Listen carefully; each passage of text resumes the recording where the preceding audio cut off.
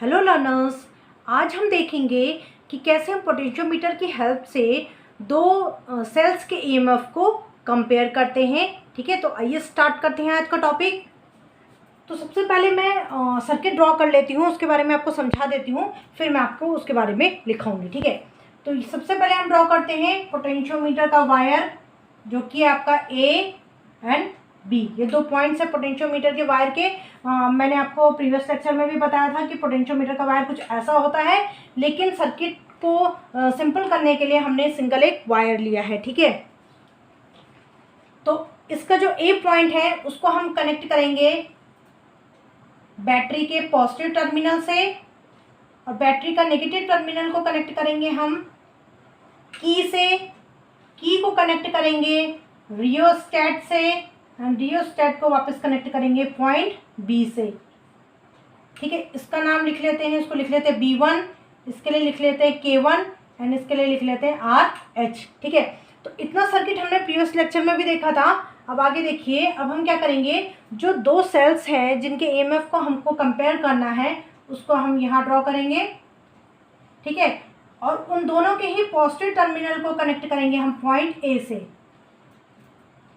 ठीक है, दो सेल्स को जिनके ईएमएफ को हमको कंपेयर करना है उनके पॉजिटिव टर्मिनल को पॉइंट ए से कनेक्ट करेंगे।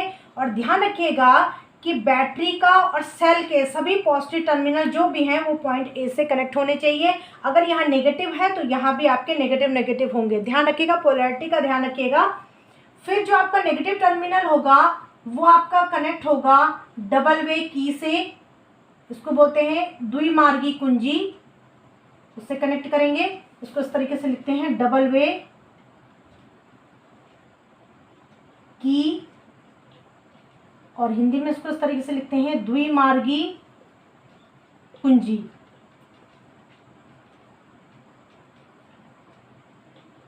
ठीक है, तो उससे कनेक्ट करेंगे, इसको K2 लिख लेते हैं, और इसको ईएमएफ इसकी मान लेते हैं E1, इसकी मान लेते हैं E2। फिर इसको कनेक्ट करेंगे गैल्वेनोमीटर से, यानी कि धारामापी से। फिर धारामापी को कनेक्ट करेंगे जॉकी जे से। ठीक है, तो ये हमारा सर्किट हो गया। इस सर्किट के बारे में लिख लीजिए, लिखिए चित्रानुसार विभवमापी के तार के सिरों A व B के बीच बैटरी B1, कुंजी K1 व धारा नियंत्रक RH को जोड़ देते हैं।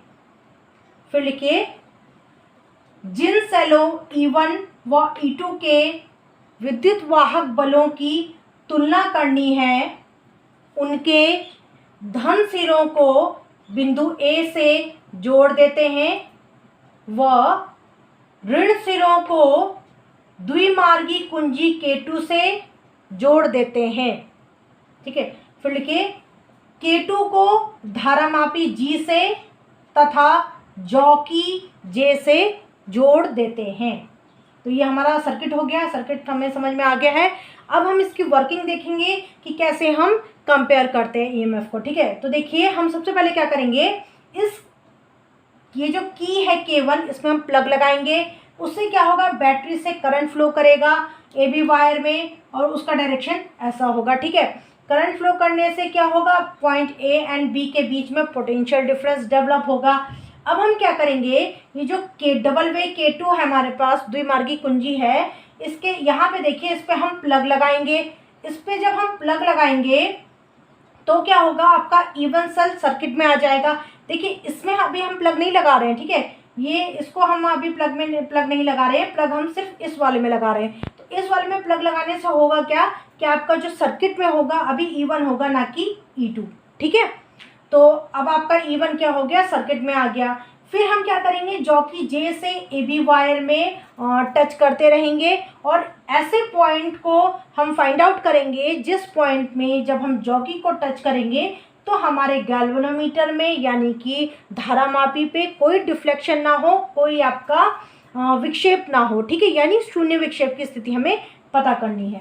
तो फिर हम क्या करेंगे कि जब हमें वो पॉइंट मिल जाएगा तो उस पॉइंट की ए पॉइंट से दूरी को हम स्केल से रीड कर लेंगे। ठीक है, फिर उसी तरीके से हम सेल E2 के लिए भी करेंगे। अब हम क्या करेंगे, इसको इस पे प्लग नहीं लगाएंगे बल्कि इस पे प्लग लगाएंगे, ठीक है। तो अब हम इसका प्लग हटा देंगे और इस पे प्लग लगाएंगे। जब हम इस पे प्लग लगाएंगे तो अब आपका E1 सेल सर्किट में नहीं है, जो सेल सर्किट में है वो आपका E2 सेल है, ठीक है। तो अब E2 सेल के लिए आप क्या करोगे, फिर से आप वैसे ही करोगे, जॉकी जे के हेल्प से आप क्या करोगे, नल डिफ्लेक्शन पॉइंट ढूंढोगे, शून्य विक्षेप की स्थिति ढूंढोगे। जब आपको वो पॉइंट मिल जाएगा फिर आप उस पॉइंट की जो दूरी होगी ए पॉइंट से कितनी होगी उसको आप मीटर स्केल में रीड कर लोगे, ठीक है। अब हमारे पास दूरियां भी मिल गई हैं।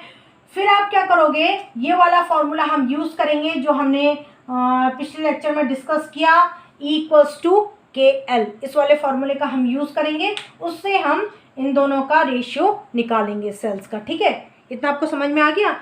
अभी हम इसको जब लिखेंगे आगे तो हमें और क्लियर हो जाएगा। लिखिए वर्किंग कार्यविधि, ठीक है। इसकी क्रियाविधि लिखिए, चाहे कार्यविधि लिखिए इसके बारे में।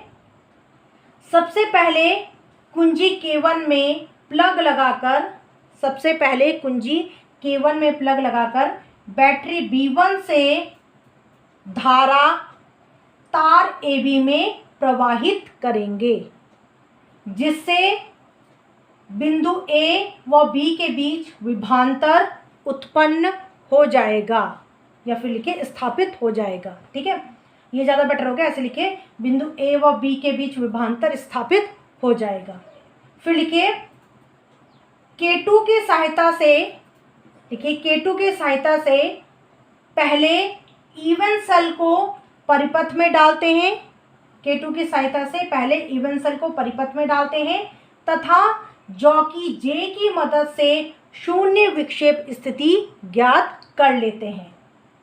फिर नेक्स्ट लाइन में लिखिए, माना सेल E1 के लिए तार पर शून्य विक्षेप स्थिति बिंदु A से L1 सेंटीमीटर दूरी पर प्राप्त होती है। अब हम क्या लिखेंगे, उसके आगे लिखे तब, फिर आप यही वाला फॉर्मूला यूज करोगे, E1=KL1, ठीक है। E1 क्या है, आपका सेल का EMF है, और K क्या है, आपका पोटेंशियल ग्रेडियंट है, यानी कि विभव प्रवणता। लिख लीजिए, जहां K विभव प्रवणता है। L1 आपकी कौन सी दूरी हो गई, जिस पॉइंट पे आपका नल डिफ्लेक्शन मिल रहा था उस पॉइंट की A पॉइंट से जो डिस्टेंस है, जो दूरी है, वो आपकी L1 हो गई, ठीक है। इसको मान लीजिए क्वेश्चन नंबर फर्स्ट। फिर लिखिए, इसी प्रकार K2 की सहायता से सेल E2 को परिपथ में डालते हैं व जॉकी J की सहायता से शून्य विक्षेप स्थिति ज्ञात कर लेते हैं। नेक्स्ट लाइन में लिखिए, माना E2 सेल के लिए तार पर शून्य विक्षेप स्थिति बिंदु A से L2 सेंटीमीटर दूरी पर प्राप्त होती है। फिर लिखिए, तब E2=KL2, इसको मान लीजिए इक्वेशन नंबर 2, ठीक है। फिर लिखिए समीकरण 1 व 2 से, अब हम डिवाइड कर देंगे। लिखिए समीकरण 1 व 2 से E1 divided by E2 equals हो जाएगा आपका KL1 divided by KL2, K cancel हो जाएगा, आपका आ गया आपका E1 by E2 equals to L1/L2। तो इस तरीके से आपने देखा कि जब आपको L1 L2 जो है वो आप मीटर स्केल से रीड कर सकते हो। आपको L1 L2 मिल गया है तो आप दो सेल्स के EMF को इजीली कंपेयर कर सकते हो, ठीक है। देखिए, इससे आप एक और चीज़ भी कर सकते हो कि अगर आपको इन दोनों सेल्स में से किसी एक सेल का EMF पता है तो इन दोनों में से दूसरे सेल का EMF हम निकाल सकते हैं, ठीक है। तो इससे भी हम दो यूज़ कर सकते हैं। एक तो हम EMF को कंपेयर भी कर सकते हैं, दूसरा अगर हमें आपको किसी एक सेल की वैल्यू, किसी एक सेल के EMF की वैल्यू पता है तो दूसरे सेल की EMF की वैल्यू भी आप इससे निकाल सकते हो। तो ये था यूज़ पोटेंशियोमीटर का कि कैसे हमने दो सेल्स के EMF को कंपेयर किया। आज के लिए इतना ही। नेक्स्ट क्लास में नेक्स्ट लेक्चर के साथ फिर मिलेंगे। Good bye.